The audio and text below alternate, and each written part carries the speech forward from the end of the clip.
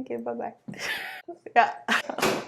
5 quick tips that will triple, if not quadruple, your Etsy sales. I find myself repeating these over and over again to my students, to my one-on-one consults, and even in my YouTube comments. Some of these might even seem like common sense, but you'd be very surprised how few people take serious action on these tips and actually implement and continuously implement what I'm going to share with you. Without further ado, let's get into it.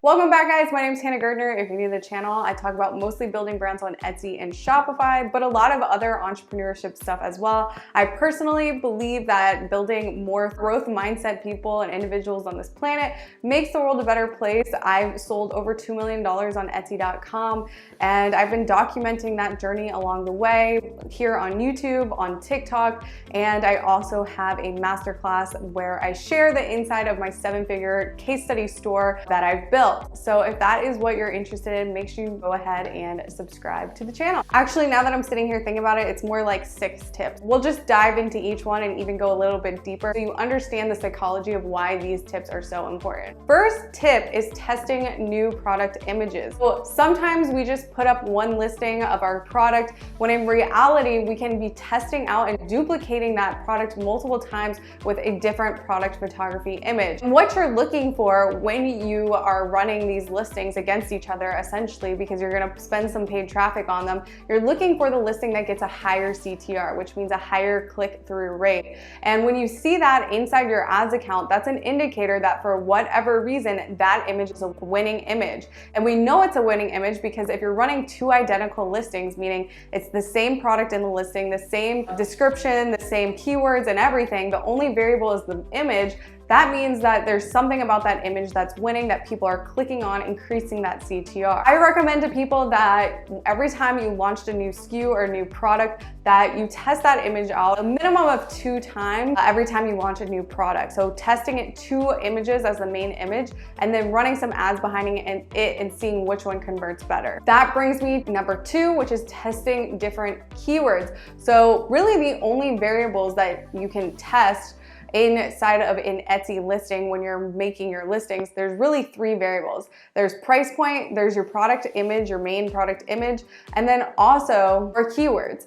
So nowadays, Etsy is saying that they're prioritizing and indexing listings based off of what keywords are at the beginning of the title, the beginning of your tags, and the beginning of your descriptions. So basically, when you're doing your keyword research, what you're gonna end up with is your best case scenario keywords. And out of those groups of keywords that you're going to get that are available to you that have competitive search volume and ideally maybe low competition, you're gonna put those keywords at the beginning of your titles, tabs, and descriptions. So where I'm saying for you to explore, you might have 3 listings that are exactly the same where you're testing the image. In the second round of tests, you might duplicate those 3 original listings and then run another test where you're changing the order of the keywords or maybe even adding different keywords into those listings. So testing more images and then also testing more keywords. I tell people how important it is to have many listings when you first launch your store. A lot of times people come back, well, I only have 20 products or I only have 30 products.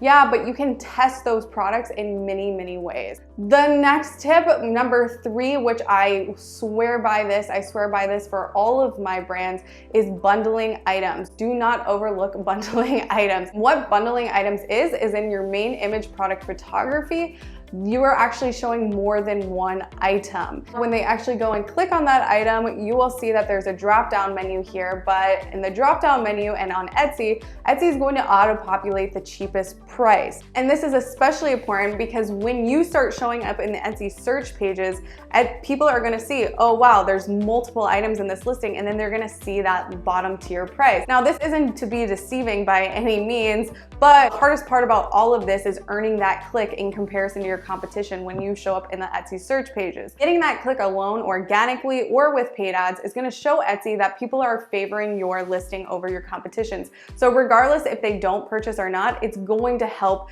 your whole SEO of your store in its entirety. For the most part, like I mentioned, because the hardest part is getting that click, you just want to ensure that your listing is set up beautifully with copywriting, photography, videos, keywords, that you're gonna, now that you've earned that click, you're gonna let your listing sell itself to your customer. Not only bundling items in the main image, but also offering a full set option. So this is one thing that gets really overlooked, because even though the main image might be bundled, when you actually go to that drop-down menu, there's a lot of times people don't offer a purchase option to buy the full set.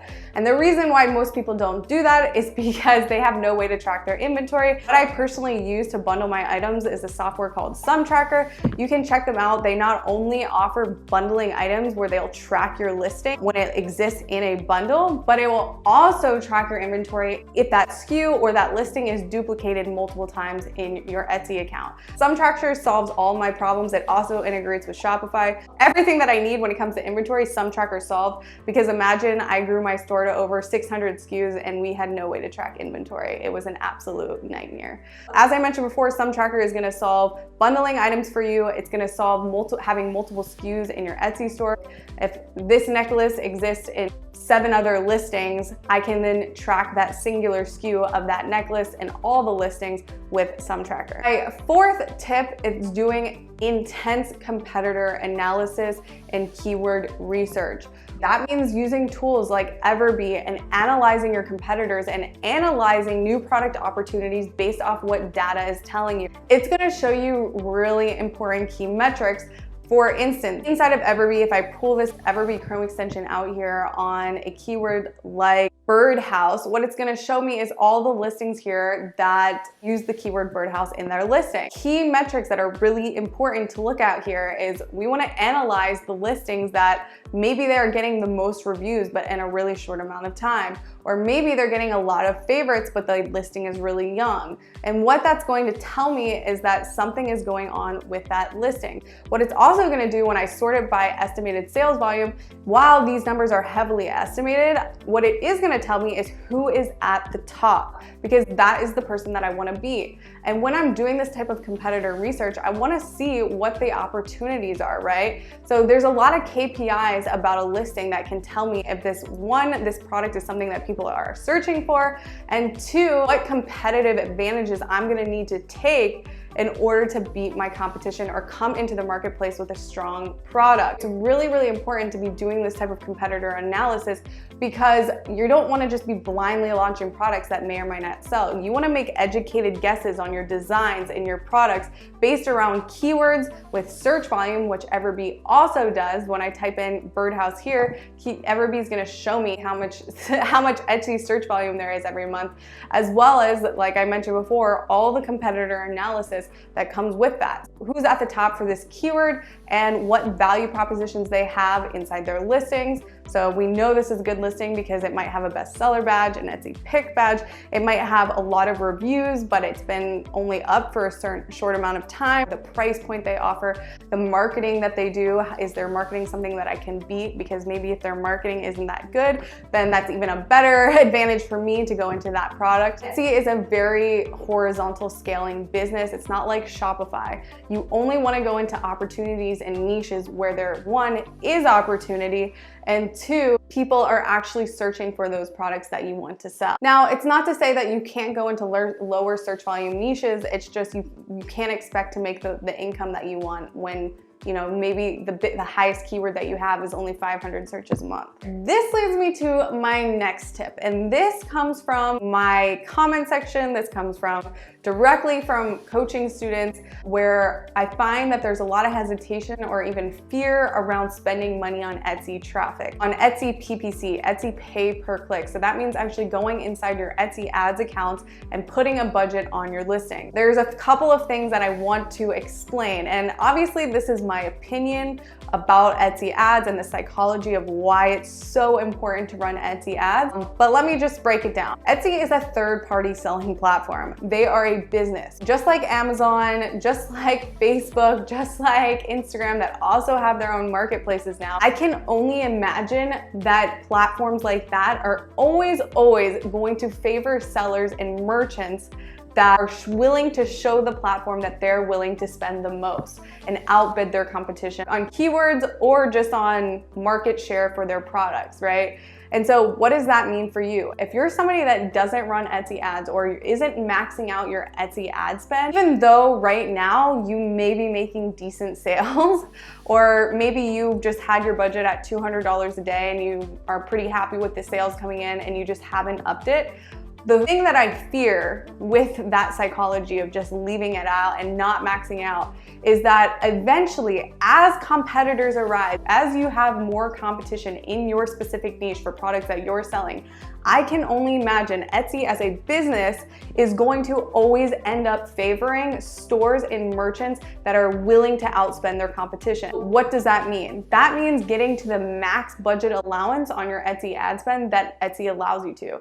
I personally have never seen an Etsy ads account allowed to spend more than $1,000 a day, but I've always had all my brands on the max budget allowance, which is usually $1,000 a day. Now, what I'm not saying with that is to start running ads on unoptimized listings. If your listings are not optimized, you don't have competitive products, you don't have competitive keywords, you don't have competitive value propositions, you're not doing the proper competitor analysis, obviously, I don't recommend you to run ads at all until your listings are fully optimized. And why that is because the second you publish your listing, Etsy is already judging your listing and trying to figure out where you belong on the Etsy search pages. So if you have a half optimized listing that you publish, you're not gonna get a great score, and eventually Etsy's not gonna favor you. They're not gonna index you properly or in favor of your listing, basically. I really encourage you, before you spend any money on ads, to make sure you're actually optimizing your listings properly. But once you feel like you have competitive products, competitive listings, marketing, keywords, etc., I encourage you to explore increasing your budget to the max allowance. I have a lot of sellers that fundamentally never spent money on paid traffic, and they make decent money, but the danger in that, as I mentioned before, is as competitors arise in the years to come,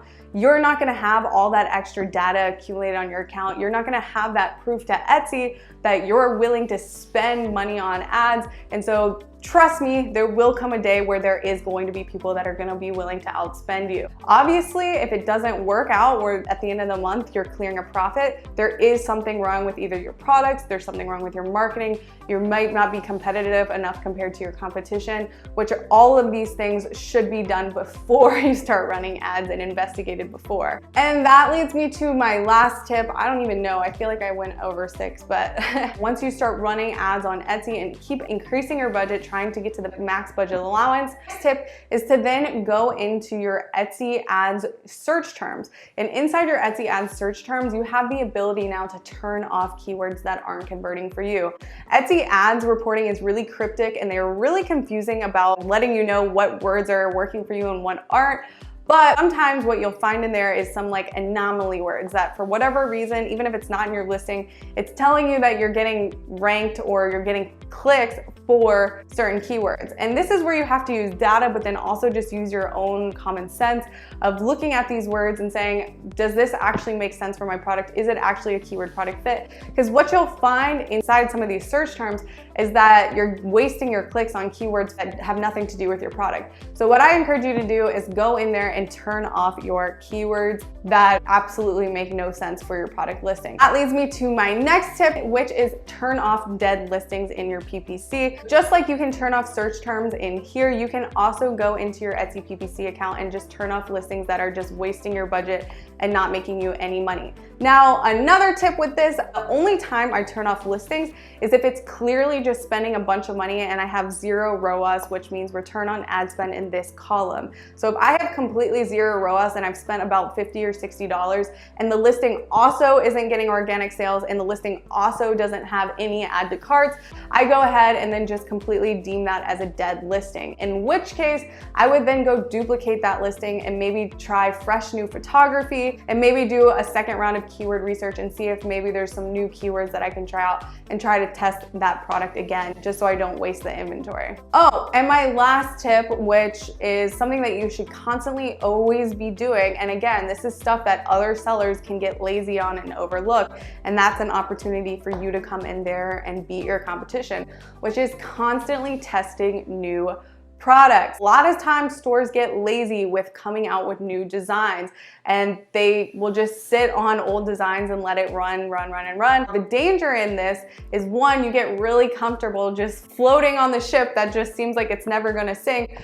But then one day comes along and you realize, wow, I'm getting really behind because I have all these competitors around me. You should constantly be launching new products and new designs and trying to improve on your designs. Product development is something that never stops in e-commerce businesses. Trends are always changing. New competition is always entering. There's always going to be someone behind you that is willing to outwork you. Don't just ride that sail, or I don't even know what the saying is, but ride that ship thinking that like you're untouchable. Again, you really need to stay up with the trends. I see this a lot, especially with some of my own students, where they're just missing the whole, they're missing the swing, they're missing the ball on seeing the trend and capitalizing on the new trends because they're just kind of floating on their older listings. I think we went over 6. I don't even know how many tips we're at now, but I think, yeah. All right, guys, I don't even know how many tips that was, but I hope you got some value out of this video.